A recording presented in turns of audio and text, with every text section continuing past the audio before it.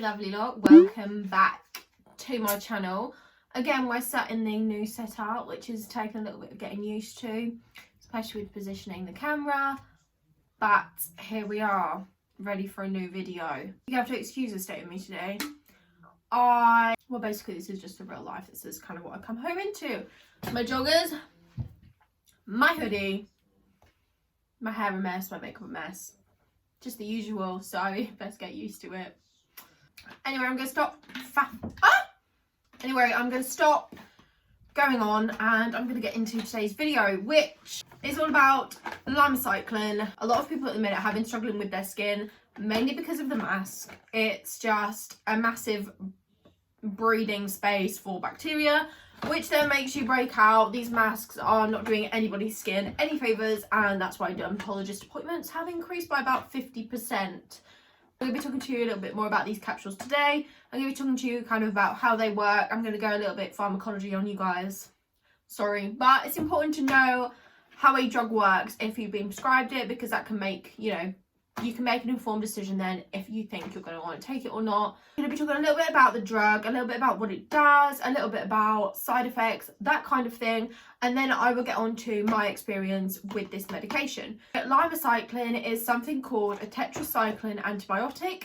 So on NICE guidelines, which is basically a flowchart of every single condition, every single thing you can think of basically, and it is a flowchart of first line, second line, third line referral treatment. It's basically the Bible for medical professionals to follow if they are looking at medication for a condition or for something like that. So when you search for acne on the NICE guidelines, there are a few things that come up.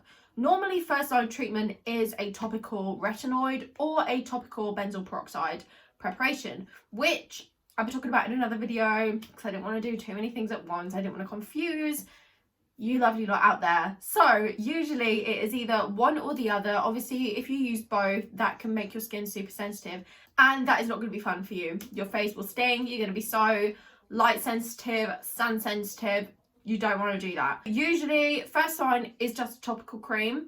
However, because of the current circumstances with wearing masks, a lot of doctors and dermatologists have been skipping that and kind of going down the oral antibiotic route. I have mixed feelings about this. Being a medical professional, we're very aware of antibiotic resistance and all of that lovely stuff. So it does concern me a little bit that these are first line now, but I do see their point. Currently, it would be an oral antibiotic, normally from the same drug group as the tetracycline antibiotics. Just because of their mode of action, it is different to other kind of antibiotics. You've got antibiotics that will target respiratory infections. Doxycycline is quite a popular one for respiratory or upper respiratory tract infections.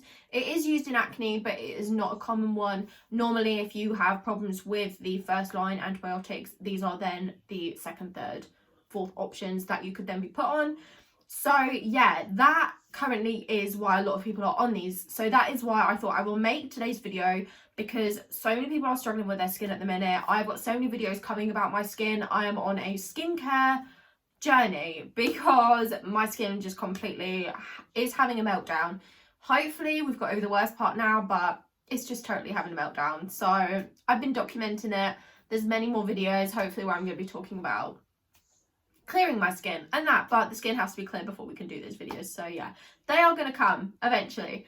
For those of you that are watching this who either you are having problems with your skin and you're going to go and seek help from your doctor and you're looking around at the kind of things, or if you have recently been prescribed Lymocycline and you want a little bit more information, this is 100% the right place to be. However, I do want to state that whilst I do have medical and pharmacological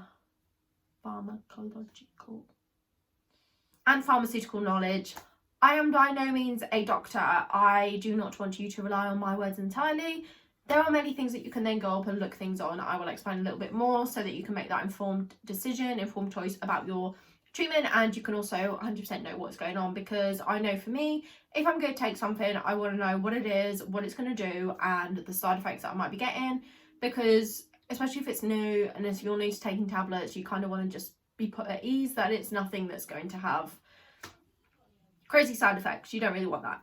I'm going to firstly talk about how these work. So the way that Lymocycline works and the way that drugs in this group work is basically by killing off the protein that is needed for the bacteria to multiply and breed. So that is why they're best for this. They are best for bacterial infections.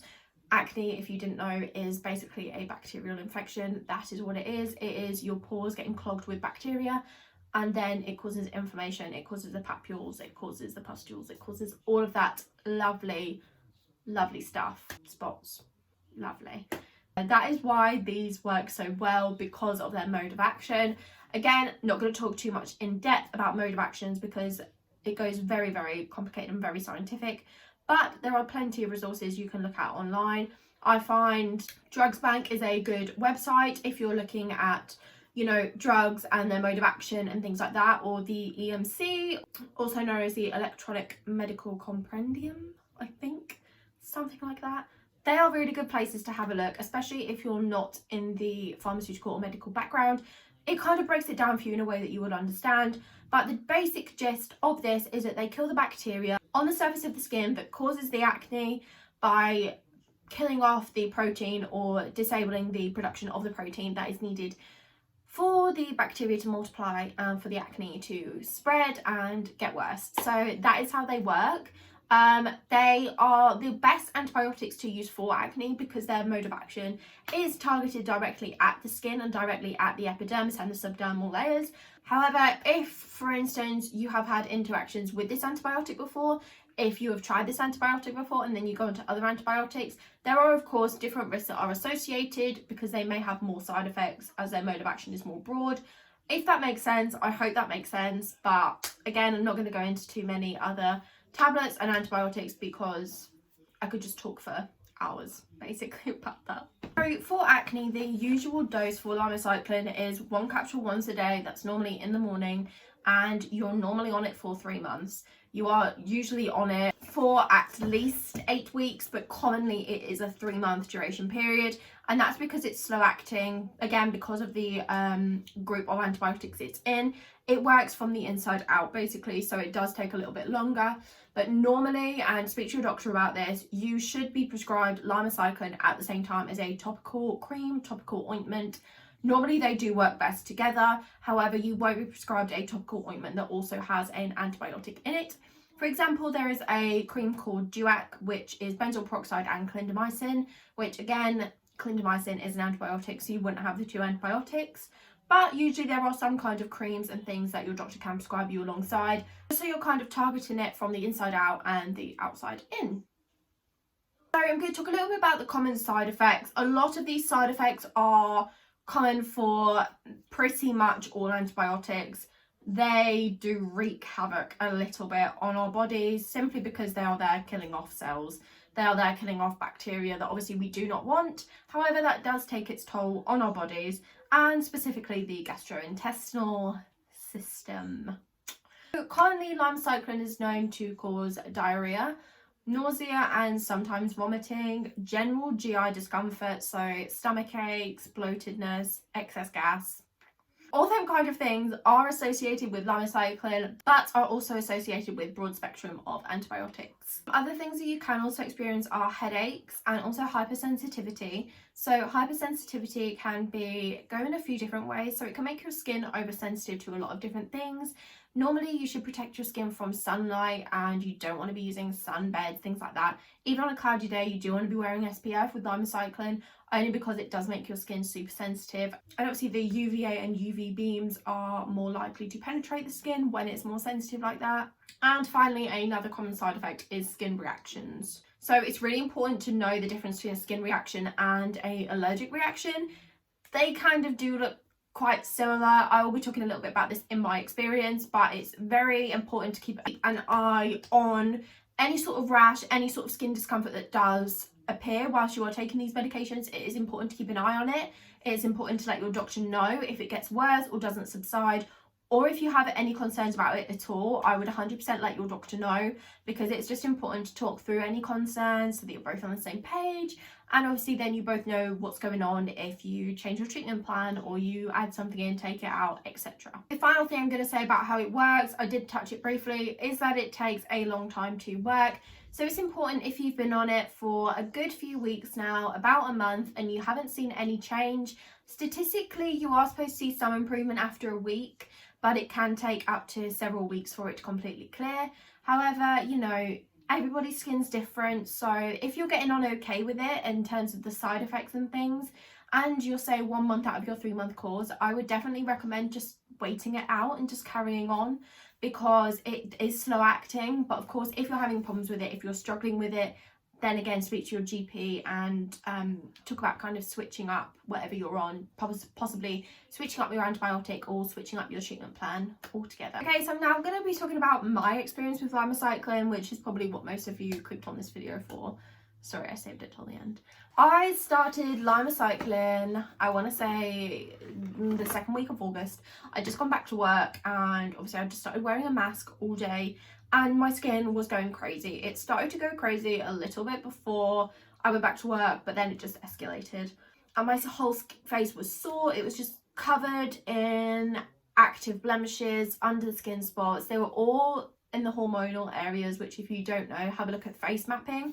There's so many good examples on Pinterest and that basically show the areas of your face and why you could be breaking out there. But mine was pretty much all over my jaw and chin, and I had a few on my forehead which are still there. They're kind of going, like I said, so many more videos coming on my skin. So I was on Lymocycline for a month. Okay, so I had been feeling a little bit iffy during the time that I was on these antibiotics. I don't normally do very well with antibiotics anyway. As an asthmatic, I have recurrent upper respiratory infections. I am on antibiotics a lot. I have quite severe IBS, so I always get really bad GI discomfort and things like that whenever I'm on antibiotics. It just knocks off the whole levels of just everything. It just wreaks havoc on my body basically. So yeah, I was on Lymocycline for a total of a month. I would say I started to have problems about a week after I started on my Lymocycline. The first thing that I'd noticed was a red patch on my neck. So I just thought, oh, it's dry skin, because sometimes oral antibiotics can dry out your skin. So I was like, oh, okay, it's probably just a little bit of dry skin. And then one day at work, it literally just spread. And when I'm talking spread, I will pop up a picture here, but it was all over my neck, and then it actually started to go down onto my chest as well, and it started to make me a little bit wheezy. So because of my asthma, I got a little bit concerned, and it was at that point I then called my doctor and basically explained the situation. I got an emergency telephone appointment just to have a chat through, and he basically had a chat about everything that I was experiencing, kind of thing. I took some of my salbutamol and I took a couple of antihistamines, and the itching stopped and the kind of spread of the rash stopped. But since then, I had like a redness that came up on my neck on and off the whole time I was on them. It would come up and it would be super itchy, super irritating, and it would sometimes come up like the rash but then go back down. So that is 100% what I'm talking about with the skin reaction. So if it was an allergic reaction, it would have been 10 times worse, and the antihistamines would have brought it down, but they would have come straight back up. Whereas with the antihistamines with me, it took it down and then it never came back up to that level again. And the wheeziness stopped straight away basically. So it was nothing anaphylactic, nothing like that. But 100% that really annoyed me, because then I had like a super dry neck, and especially in like this patch here, it was all red and dry for pretty much the rest of the time that I was on Lymocycline. The next thing that was a problem to me was the nausea. So I don't do very well with feeling sick. I don't think obviously anybody does really well with feeling sick, but I'm such a little baby when it comes to feeling sick. I absolutely hate the feeling of feeling sick. I think especially if you can't be sick but you're feeling sick, you like can't relieve it, and it's just really frustrating. And I was literally taking anti-sickness every day. I'm still struggling with this now, I think, just like the leftover effects of my Lymocycline, but to the point where I wouldn't be able to move. I'd feel that nauseated. I had a day where I couldn't move off the sofa because I felt that nauseous. It just wasn't great. And at work I was always feel sicky and just not great all the time, so the sickness all the time. I was never physically sick on Lymocycline, but I felt sick pretty much every day. Yeah. So the next thing was a little bit weird for me. So I experienced dizziness and vertigo, which I do struggle with sometimes, but definitely not as much as I did when I was on the Lymocycline. So I would get moments where I'd just be walking and then all of a sudden I'd feel like I was taking a step down and everything was just like spinning, and that made me feel sick as well because I felt dizzy and I didn't feel like I was with it, kind of. It was a really strange sensation and I just kept getting it.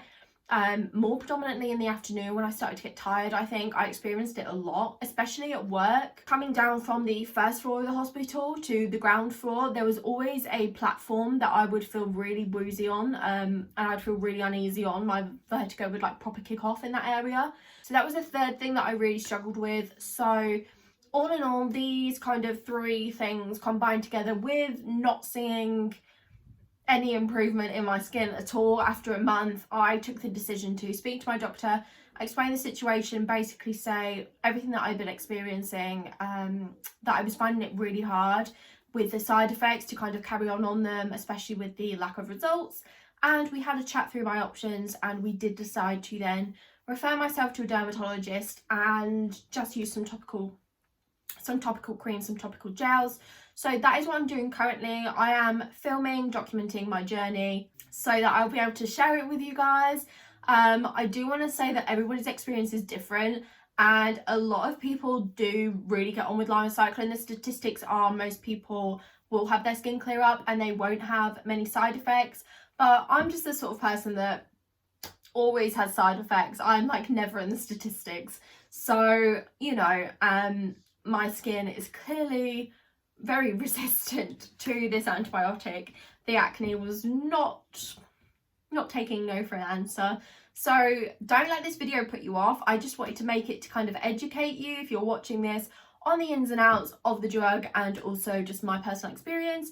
But everybody's experience is different. You might have a completely amazing experience. You know, I've seen plenty of videos with people that really got on with this, but I wanted you to see that the other side of it, where sometimes it doesn't always work. And if it doesn't work, then that's fine. You just have a chat with your doctor, with your dermatologist, and there's always a plan B, a plan C. You know, there's so many routes that you can go down. Don't give up. And if you're having a hard time with your skin, with your confidence, it's important to remember that despite any acne, you are still beautiful, you are still yourself. You know, don't let it define you. I know that's hard, trust me, I've struggled with it too. But also remember that it won't be forever. You will get cleared skin and you will feel your best you've ever felt. You'll get there. It is a journey and it is a marathon. It is not a race. Just remember that your skin is important. It is with you for life. So don't go using 101 really harsh chemicals on it. It will just knock the pH balance off more. I will make loads more videos on skincare, of my skin journey. I do love talking about it. Combining my beauty therapy knowledge with my pharmaceutical knowledge, I do really enjoy it, and just sharing my knowledge with you guys. But anyway, I'm going to stop waffling on now. I really hope that you enjoyed today's video. I hope you found it informative. I hope that it maybe helped you in your situation. If it did, don't forget to give me a message. You know, you can comment down below or message me on my socials. I'm happy to have a chat with any of you further about my experience, about the drugs, about just anything. I'm here for you. So my socials were mentioned at the start of the video and they'll also be linked in the description, so don't forget to give me a follow and feel free to message me if you need to. I am here.